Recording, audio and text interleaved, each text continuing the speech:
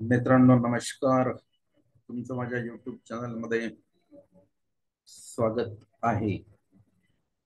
आपणा सर्वांना माहितीच आहे की सध्या वर्ग 12वा बोर्डाची परीक्षा सुरू आहे आणि या बोर्डाच्या परीक्षेच्या सर्व जे काही विद्यार्थी या परीक्षेला बसलेले आहेत त्या विद्यार्थ्यांना मी सर्वप्रथम हार्दिक शुभेच्छा देतो.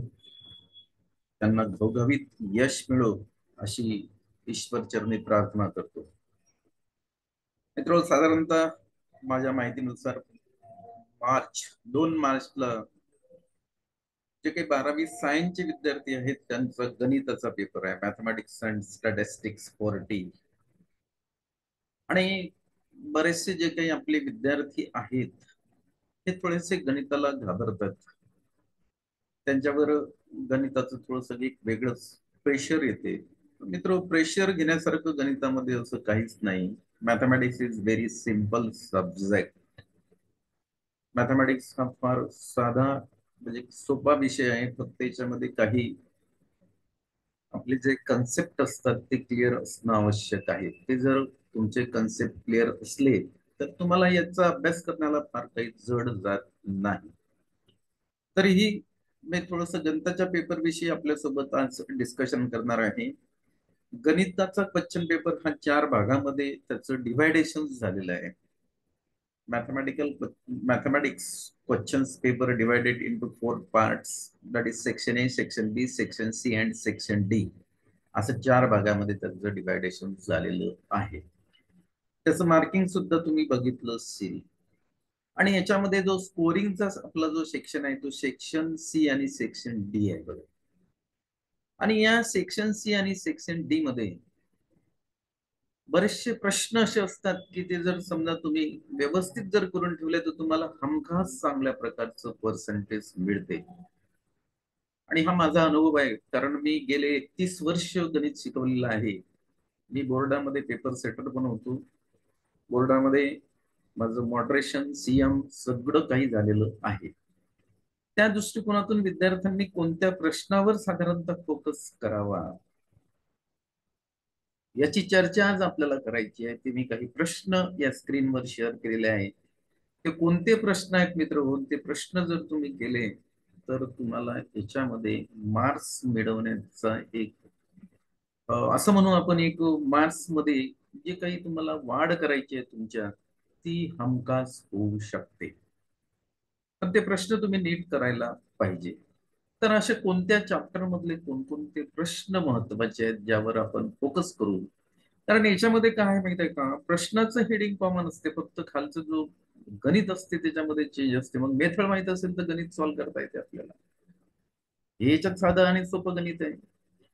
तर मग मी आता मॅथमॅटिक्स पार्ट फर्स्ट आहे आपला जो, त्याच्यामध्ये पहिलं जे चॅप्टर आहे लॉजिक, याच्यावरचे काही आपण इम्पॉर्टंट क्वेश्चन्स आहेत ज्याच्याकडे विद्यार्थ्यांनी थोडं जास्त कॉन्सन्ट्रेट व्हायला पाहिजे.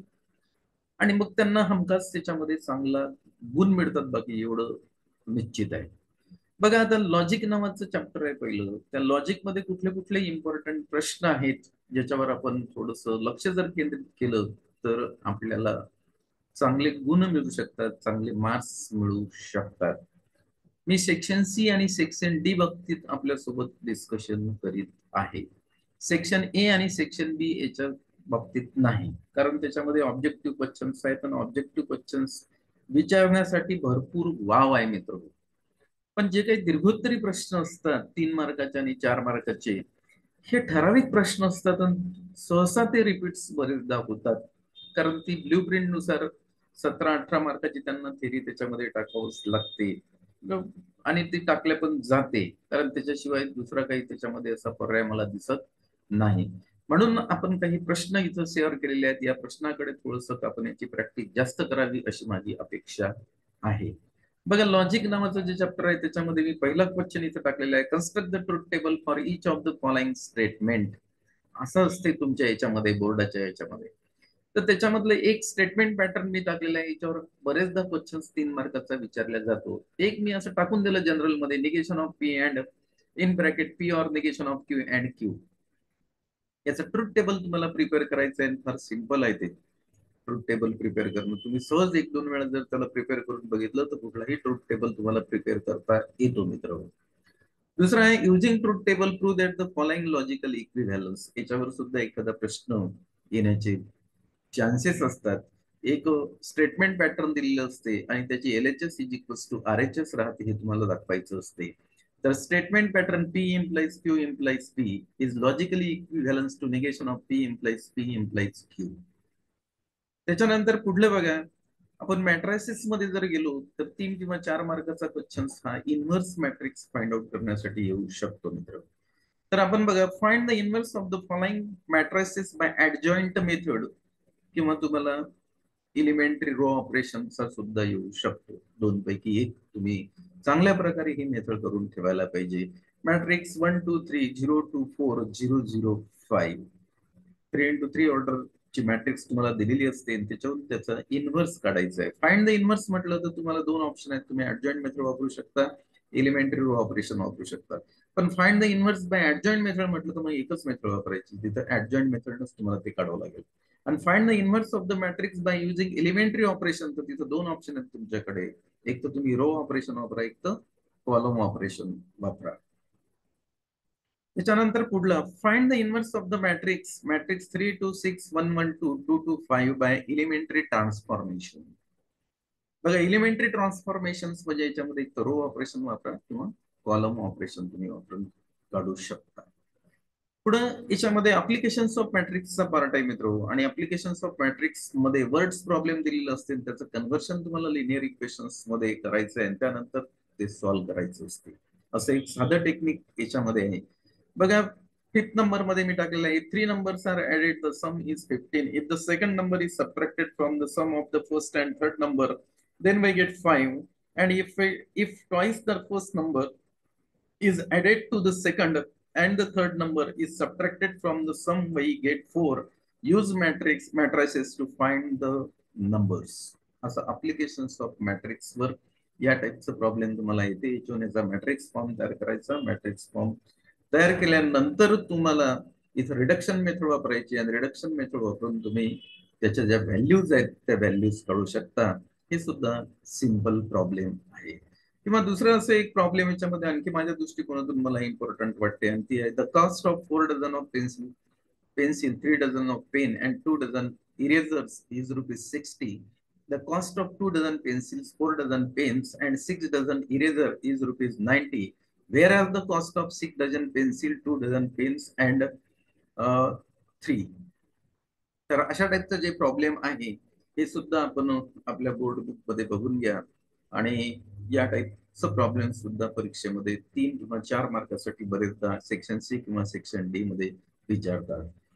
आता एखादं तुम्हाला MCQ मध्ये सुद्धा एखादं प्रॉब्लेम येते किंवा 1 मार्काचा क्वेश्चन्स आहे, 2 मार्काचे क्वेश्चन्स आहे. Find the principal solutions of cos θ is equals to 1/2. या टाईपचे सिंपल प्रॉब्लेम ते विचारतात ट्रिग्नोमेट्रिक फंक्शन मध्ये. त्यानंतर याच्यामध्ये 3 मार्कासाठी किंवा 4 मार्कासाठी कोसाइन रूल बरेचदा विचारला जातो. तर ते कोसाइन रूल कोणते आहेत ते आपण बघू. In any triangle ABC prove that A² is equals to B² plus C² minus 2BC cos A. First cosine rule आहे. हा जर तुम्ही प्रूव्ह करता आला तर हाही प्रूव्ह करता येतो. B² is equals to C² plus A² minus 2CA cos B. और third C² is equals to A² plus B² minus twice AB cos C.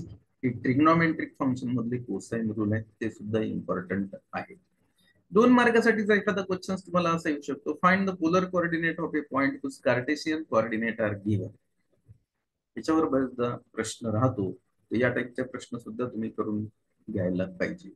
त्यानंतर याच्यावर एखादा प्रॉब्लेम 3 मार्कासाठी विचारते, ते प्रूव्ह दॅट मध्ये असते. In triangle ABC prove that A minus B whole square cos square C/2 plus A plus B whole square sin square C/2 is equals to C².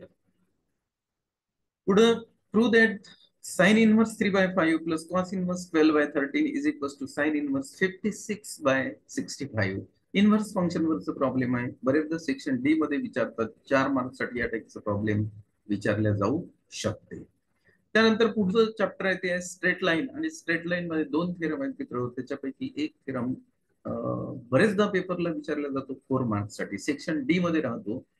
तर ते theorem कोणते आहेत? तर पहिला फर्स्ट थेरम जो हा 12 नंबरवर मी दिलेला आहे, हा show that every homogeneous equations of second degree in x and Y represent a pair of line passing through the origin.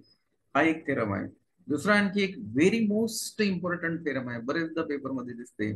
Show that the acute angle theta between the pair of line represented by x square plus 2hxy plus by square equals to 0 is given by tan theta is equals to mod 2 under root h square minus ab upon a plus b. Obtain the condition that the lines number one perpendicular and second coincident. अशा प्रकारचा हा theorem आहे. हा तुम्ही जर बघितला असेल तर बोर्ड बुक आपल्या याच्यामध्ये बोर्ड बुक मध्ये हा प्रूव्ह करून दिलेला आहे आणि बोर्डाच्या परीक्षेमध्ये हा बरेचदा तुम्हाला दिसणारा थेरम आहे. त्यामुळे हा इम्पॉर्टंट आहे. किंवा याच्यावरचा प्रॉब्लेम सुद्धा बरेचदा एक होमोजिनियस इक्वेशन्स तुम्हाला दिले जाते आणि त्याच्यामध्ये तुम्हाला अँगल फाइंड आउट करायला सांगितला जातो. असं सुद्धा प्रॉब्लेम 2 मार्कासाठी तुम्हाला येऊ शकते. पुढे बघा, आपण जर गेलो तर वेक्टरमध्ये दोन फॉर्म्युले आहे बघा. एक section formula for internal division आणि section formula for external division आहे. तर बरेचदा इंटरनल डिव्हिजनचा सेक्शन फॉर्म्युला मी बघितलेला आहे, बरेच वेळा विचारला जातो किंवा त्याच्यावरचा प्रॉब्लेम तरी येतेच 2 किंवा 3 2 मार्कासाठी. If A and B are 2 points having positions vectors A bar and B bar, and C divides segment AB internally in the ratio m is to n, then C bar is equals to m B bar plus n A bar upon m plus n, where C bar is the position vector of the point C. बघा, section formula for internal division आहे. Vector मध्ये हा सुद्धा आपण चांगला करून ठेवायला पाहिजे. त्याच्यानंतर बघा, if the vectors 2i minus 2j plus 3k and 4i minus 5j plus 6k are collinear, then find the value of q. Cross product त्याचा 0 घ्यायचा आणि q ची व्हॅल्यू फाइंड आउट करावं लागतो तुम्हाला बरेचदा. Show that the following points are collinear. 3 points दिलेले असतात आणि ते पॉइंट्स तुम्हाला कोलिनियर दाखवायचे असतात. म्हणजे one of the vector can be express as a scalar multiple of another vector then the 2 vectors are collinear. हा कन्सेप्ट इथं वापरून तुम्ही हे प्रॉब्लेम सॉल्व्ह करू शकता. त्याच्यानंतर कोलिनियर आणि कोप्लेनर याच्यामध्ये सुद्धा एक थेरम आहे, तो सुद्धा बरेचदा पेपरमध्ये सेक्शन डी मध्ये दिसतोय आपल्याला. Let A bar and B bar are non-collinear vector. A vector R bar is coplanar with A bar and B bar, and only if there exists unique scalar T1 and T2 such that R bar is equals to T1 A bar plus T2 B bar. हा theorem मी बघितलेला आहे, हा सुद्धा important आहे. याचं proof सुद्धा तुम्ही चांगल्या प्रकारे करून ठेवायचं आहे. त्याच्यानंतर आपण जर गेलो तर अप्लिकेशन्स ऑफ वेक्टरवर बरेचदा एक क्वेश्चन मला पेपरमध्ये दिसतोय आणि चांगला युनिट आहे हा. त्याच्यावर कुठले कुठले क्वेश्चन्स इम्पॉर्टंट आहेत अप्लिकेशन्स ऑफ वेक्टरवर. Prove that the altitudes of a triangle are concurrent. Prove that the medians of a triangle are concurrent. Prove that the angle bisector of the triangle are concurrent. आणि prove that the angle in a semi circle is a right angle. हे 2-3 application जर तुम्ही केले तर सहसा याच्यावर एक प्रश्न मित्र बोर्डाच्या परीक्षेमध्ये विचारला जातो.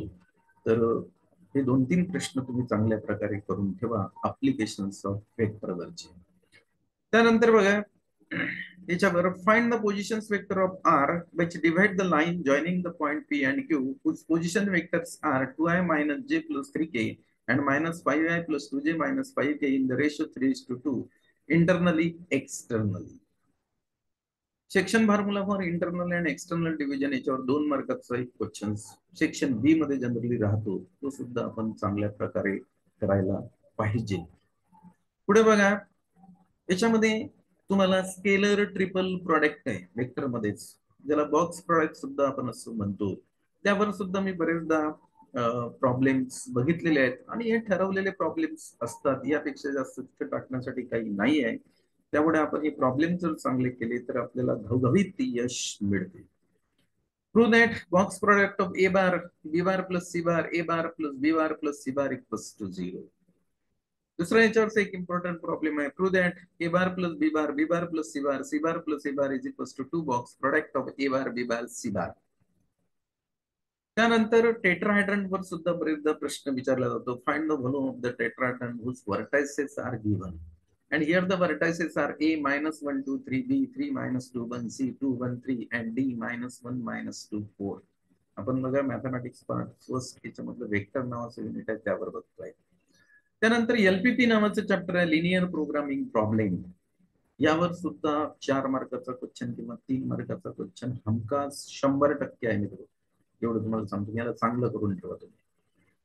बघा हे प्रॉब्लेम टाकलाय मी याच्यात. Minimize Z is equals to 4x plus 2y subject to 3x plus y greater than or equals to 27, x plus y greater than or equals to 21, x plus 2y greater than or equals to 30, x greater than or equals to 0, y greater than or equals to 0. 27 number बघा, maximize z is equals to 60x plus 50y subject to x plus 2y less than or equals to 40, 3x plus 2y less than or equals to 60, x greater than or equals to 0, y greater than or equals to 0. अशा प्रकारचे दोन problems आहेत, एक maximise साठी असतो आणि एक minimise साठी असतो. यापैकी एक प्रॉब्लेम तुम्हाला सॉल्व्ह करायचं असते आणि ते अशाच टाईपचे असतात. ग्राफिकल रिप्रेझेंटेशन याचं तयार करायचं आहे इनइक्वालिटीचं आपल्याला. त्याच्यातून त्याचे पॉईंट ऑफ इंटरसेक्शन काढायचे आणि पॉईंट ऑफ इंटरसेक्शन काढून कोणत्या पॉईंट ऑफ इंटरसेक्शनला मॅक्झिमम व्हॅल्यू आहे ती मॅक्झिमाइजचा प्रॉब्लेम असेल, मिनिमाइज असेल तर ते मिनिमाइज साठी आहे. इतकं सिंपल आहे मित्र. त्यानंतर आता पार्ट सेकंड मध्ये जातोय. आता पार्ट सेकंड मध्ये जर आपण गेलोय तर पार्ट सेकंड मध्ये याच्यामध्ये पुन्हा हे तू नाही शॉर्टेज डिस्टन्स वगैरे काढायचं आहे लाईन आणि प्लेन मध्ये. ते सुद्धा प्रॉब्लेम तुम्ही चांगल्या प्रकारे करून ठेवायला पाहिजे. If y is differentiable functions of u and u is differentiable functions of x, then show that dy by dx is equals to dy by du into du by dx. Chain rule आहे मित्र derivative मध्ये. हा चांगल्या प्रकारे करा. 3 मार्कासाठी हा prove करायला येतो. एखाद्या मार्काचा याच्यात प्रॉब्लेम सुद्धा बरेचदा येते. त्याच्यानंतर पुढल्या ह्याच्यामध्ये एक रूल आहे, if y is equals to f of x is a differentiable functions of x such that the inverse function x is equals to f inverse x exist, then dx by dy is equals to 1 upon dy by dx where dy by dx is not equals to 0. Derivative this theorem on inverse functions हा सुद्धा एक important theorem आहे. याला सुद्धा आपण चांगल्या प्रकारे करून ठेवायला पाहिजे. पुढे बघा, if x is equals to f of t and y is equals to g of t are differentiable functions of t such that y is a function of x, then prove that dy by dx is equals to dy by dt upon dx by dt. dx by dt is not equals to 0. This is the rule on parametric function. याच्यावरचा प्रॉब्लेमही बरेचदा विचारल्या जाते पेपरमध्ये, त्यामुळे हा rule सुद्धा आपण चांगल्या प्रकारे करून ठेवायला पाहिजे. त्यानंतर इंडेफिनाइट इंटिग्रेशन्स मध्ये गेलो तर काही थेरी क्वेश्चन्स आहेत ते इम्पॉर्टंट आहेत. बघा, इंटिग्रेशन बाय पार्ट्स वर 3 रूल आहेत. याच्यापैकी एक रूल बरेचदा 4 मार्कासाठी विचारला जातो. फर्स्ट आहे integration under root A square minus X square into D X is equals to X by 2 under root A square minus X square plus A square by 2 sine inverse X by A plus C.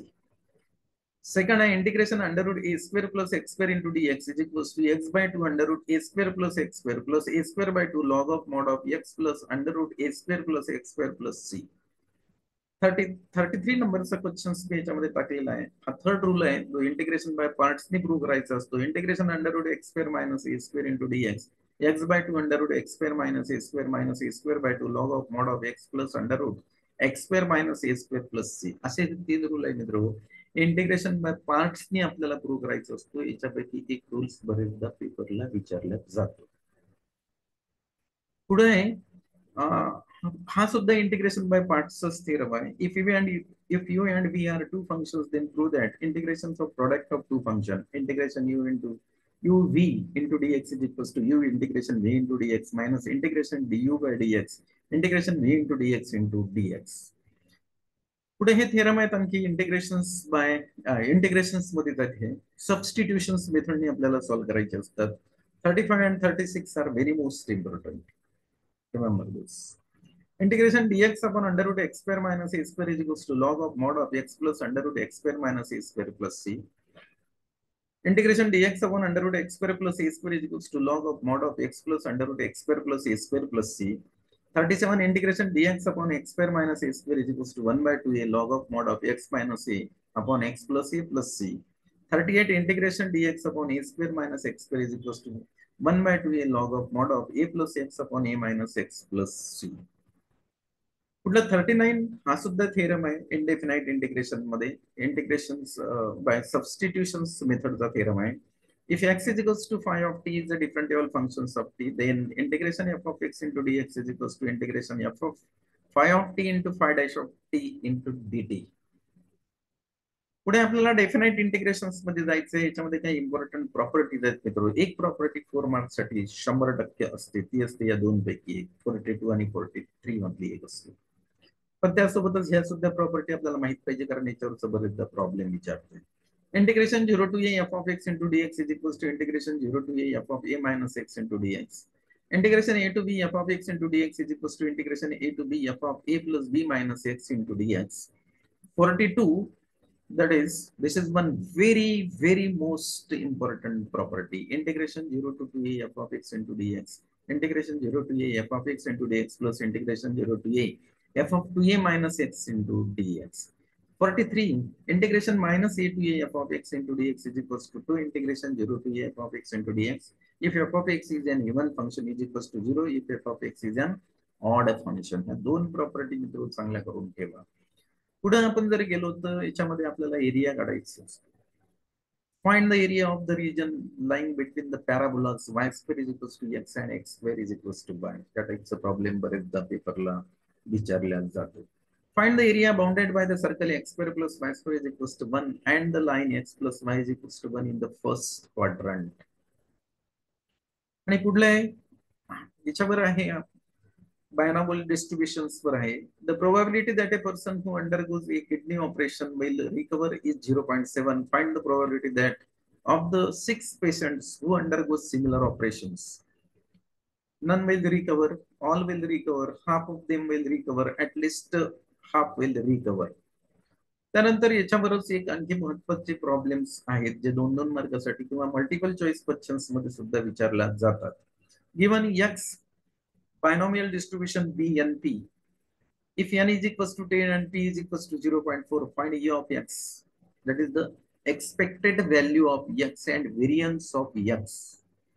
If p is equals to 0.6, e of x is equals to 6, find n and variance of x. If e of x is equals to 6, variance of x is equals to 4.2, find n and p. If n is equals to 25, e of x is equals to 10, find p and s d. बघा याचं solution सुद्धा मी shortcuts मेथडने याच्यामध्ये करून दिलेले आहेत.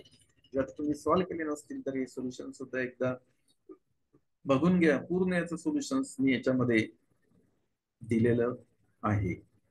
तर अशा प्रकारे मित्र आपण बोर्डाच्या दृष्टिकोनातून जे काही इम्पॉर्टंट क्वेश्चन्स आहेत ते बघितलेले आहेत. पुढला क्वेश्चन्स बघा, हा सुद्धा एक डेरिव्हेटिव्ह मध्ये इम्पॉर्टंट आहे. If x to the power p y to the power q is equals to x plus y to the power p plus q, show that dy by dx is equals to y by x. आणखी मित्र एक questions याच्यामध्ये मी विसरलो टाकायचं. एकदम questions ते important आहे derivative मध्ये. If ax square plus 2hxy plus by square equals to 0, then show that d2y by dx square equals to 0. हा सुद्धा एक इम्पॉर्टंट क्वेश्चन्स आहे. डेरिव्हेटिव्ह मध्ये बरेचदा विचारल्या जाणारा 3 किंवा 4 मार्कासाठीचा क्वेश्चन्स आहे. तर अशा प्रकारे आपण जर थोडी याची प्रॅक्टिस केली तर आपल्याला मॅथमॅटिक्स मध्ये चांगले मार्क्स मिळू शकतात. आणि तुम्हाला माहितच आहे की आता जर तुम्हाला IIT कडे जायचं असेल तर बोर्डाच्या परीक्षेची 75% अट त्यांनी टाकलेली आहे. आणि बरेचसे विद्यार्थी काय करतात की मल्टिपल चॉईसचे क्वेश्चन्स आहेत त्याच्याकडे लक्ष देतात आणि बोर्डाकडे दुर्लक्ष करतात. तर अशा वेळेस त्यांचा मी मागच्या वर्षी बघितलेला एक विद्यार्थी असा होता की तो IIT मेन क्वालिफाय झाला, म्हणजे JEE मेन क्वालिफाय झाला, JEE ऍडव्हान्स सुद्धा क्वालिफाय झाला आणि बोर्डामध्ये तो डिस्क्वालिफाय झाला. म्हणजे तो बिलो 75 मार्क्स आले त्याला. त्याच्यामुळे त्याचं नुकसान झालं. मग त्याला ते पुन्हा मार्कशीट सिलेंडर करायला लागली, पुन्हा त्याला तो परीक्षेला बसावं लागलं मित्र. असं नुकसान होऊ नये म्हणून आपण मॅथमॅटिक्स कडे म्हणा, सायन्स, केमिस्ट्री, फिजिक्स याच्याकडे दुर्लक्ष करू नका. मॅथमॅटिक्स कडे बरेचसे विद्यार्थी दुर्लक्ष करतात. मॅथमॅटिक्स तर घेतात पण दुर्लक्ष भरपूर करतात, कारण त्यांचं असं म्हणणं आहे की हा विषय आमच्या डोक्यामध्ये बसत नाही. मित्र, तुमचे जर कन्सेप्ट क्लिअर असतील तर कुठलाही विषय डोक्यामध्ये बसायला वेळ लागत नाही, हे मी तुम्हाला खात्रीनं सांगतो. तर पुन्हा एकदा मी तुम्हाला 12वीच्या जो काही गणिताचा पेपर आहे त्याच्यासाठी शुभेच्छा देतो. तुम्हाला माझा व्हिडिओ आवडला असेल तर त्याला लाईक करा, अशा प्रकारचे काही गणिताचे तुम्हाला व्हिडिओ बघायचे असतील तर माझ्या चॅनलला सबस्क्राईब करा, म्हणजे त्याचे नोटिफिकेशन आपल्याला मिळतील. आणि मी ज्या सिंपल मेथडने याला शिकवतो ते सुद्धा तुम्हाला पाहता येईल. ते पाहिल्यानंतर त्या मेथडचा जर तुम्ही वापर केला तर तुम्हाला याच्यामध्ये कुठल्याच प्रकारची अडचण येणार नाही, अशी मी तुम्हाला 100% गॅरंटी देतो. तर ठीक आहे, मी आता माझ्या या चर्चेला पूर्णविराम देतो. आपण नवीन असाल तर माझ्या चॅनलला जरूर सबस्क्राईब करा. ओके.